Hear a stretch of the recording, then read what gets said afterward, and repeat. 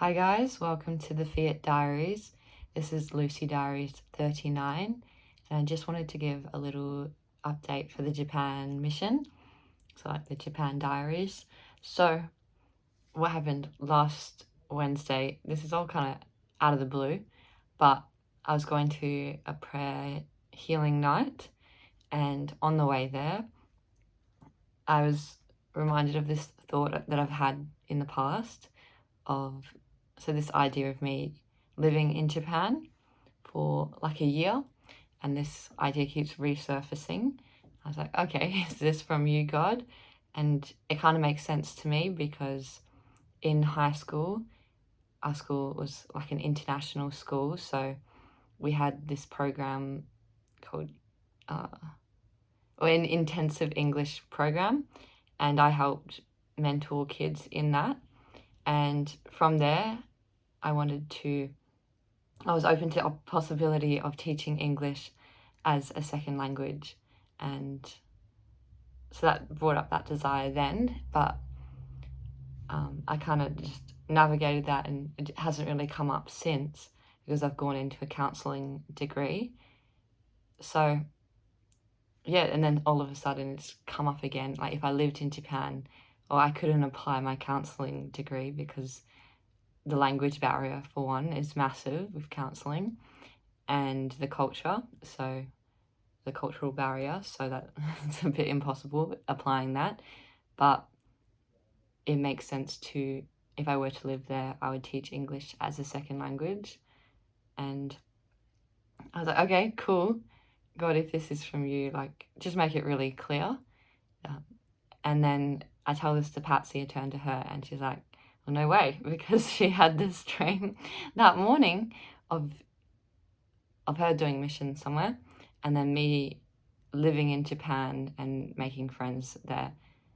And yeah, that was just immediate confirmation from God in this inspiration or this idea that he gave me.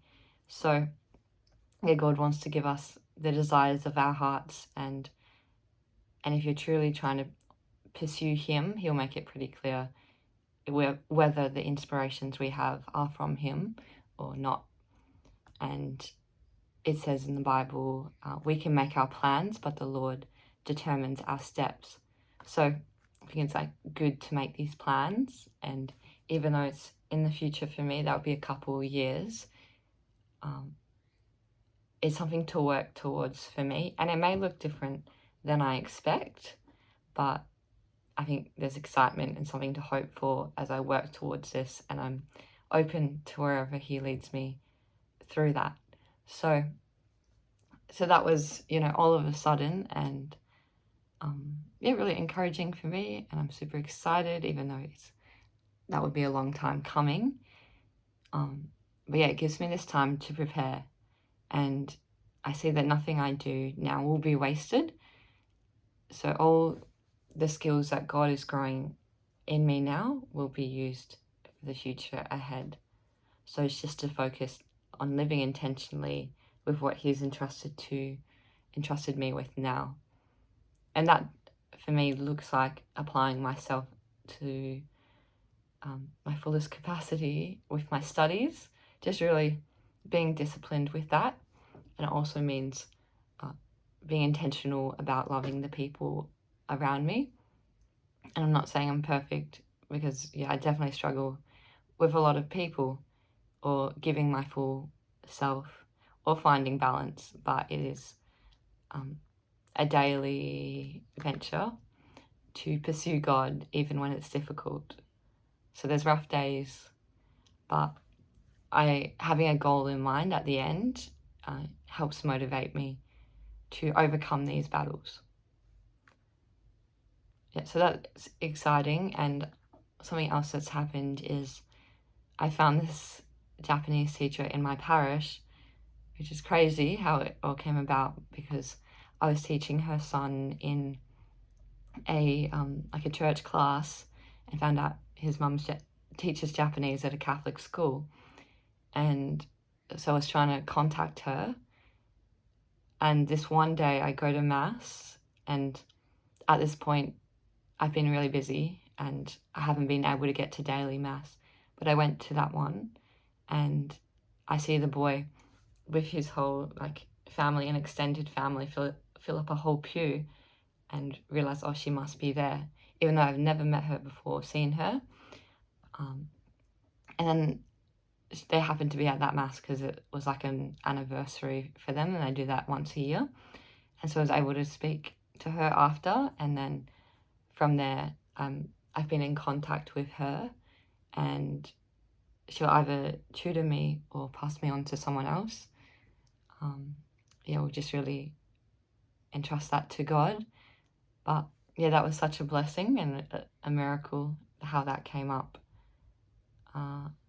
And recently I've been, my friend has a Japanese exchange student, so I've been practicing with her, and that's been fun. And I just remembered something else. So with my hopes to live in Japan, there's the question of, where would I live? And my favorite city was Kyoto. And it's pretty important to pay attention to what our preferences are, because God takes those into account, and that they might be our preferences for a greater reason that we don't even realize. So Kyoto is significant to me, so that's in mind. But then also this place Hakodate, which I haven't been to, and it's in the northernmost island, but the southern port there, and that's in Hokkaido. But so that, I don't know, that one came out of the blue, and then it's kind of just stuck in my mind ever since.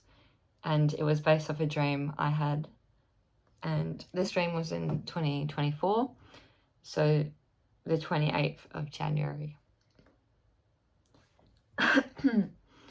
So this dream was very significant. I woke up like 4 in the morning, and I had this song called Sunflower in my head, and this line, "You are the sun and I am the sunflower." And I was talking about like God, he's the sun that gives light to us, and I'm like the sunflower that grows when I turn to him, and like I flourish when I look towards him. So you are the sun and I'm the sunflower. And that feels significant because this morning I was thinking about sunflowers. So it's just so random. Anyway, this is the dream. In Japan with Dad and my sisters, in this beautiful cherry blossom place. And we were staying there for about 4 days. It's like a scene from down south here in WA. There's walk trails and water channels to swim in through forests or bush. Cherry blossoms in the water. We just get here, so we're checking all the spots to see which are worth bringing the camera to. A few different trails meet in grassy meadows, paths to farms. It's so fun exploring and see what we find. And then we reach a crossroads, and there's the start of a path there. And there's this giant sign that says St. Lucy, which I'm surprised by, but I'm so happy to see. And I have to get a picture with it, and just so happy. And then I go down the river and go into the water and let it take me.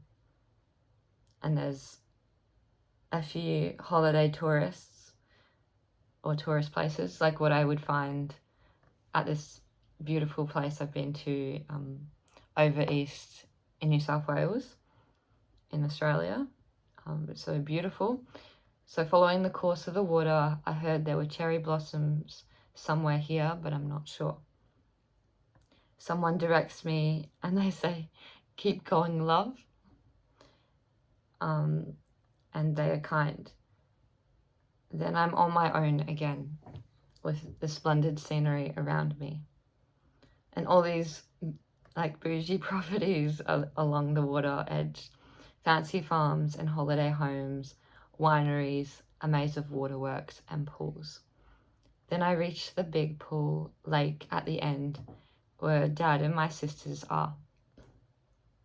Swimming with cherry blossoms, swimming with cherry blossoms and ducks in the water, a path around and bridges here and there. It is beautiful, and I'm definitely coming back here. That's what I wrote. And then I did a little asterisk at the end and wrote Hakodate. Now, that was so out of random for Hakodate, because I had kind of no association to it before. And the scene I described, the scenery, I don't think it describes a place in Hakodate, but it kind of represents this journey that God is bringing me on. And the path, I believe, for me, to sainthood, which is the goal. So that's cool. So I'll continue on this path and continue to go down this river that God is leading me through, and keep seeing what comes up with this. Yes. And lastly, I want to finish with this little line from Romans 8:28, where it says, "We know that all things work for good for those who love God, who are called according to his purpose." To all things work for good for those who love God and who are called according to his purpose. So when we truly love God, then we don't have to worry about what we've done or failed to do, because he will make good out of everything, because he knows that we're just striving towards him. So he can make good out of everything that we perceive went wrong. And we are called according to his purpose, that God does have a great purpose for our lives. And it's whether it's up to us to choose to follow that. And I believe he'll make it pretty clear when you start stepping on his path. And maybe it's pretty clear, not the future far ahead, but the next step and the next step. Or for me, I feel like the future, in some regards, I know what God is calling to me, and that directs me in the present now to my next step. All right, so that is a little update, and I pray that God blesses you as well, and you're able to discover where he's calling you so that he may bless you and others abundantly. All right, bye.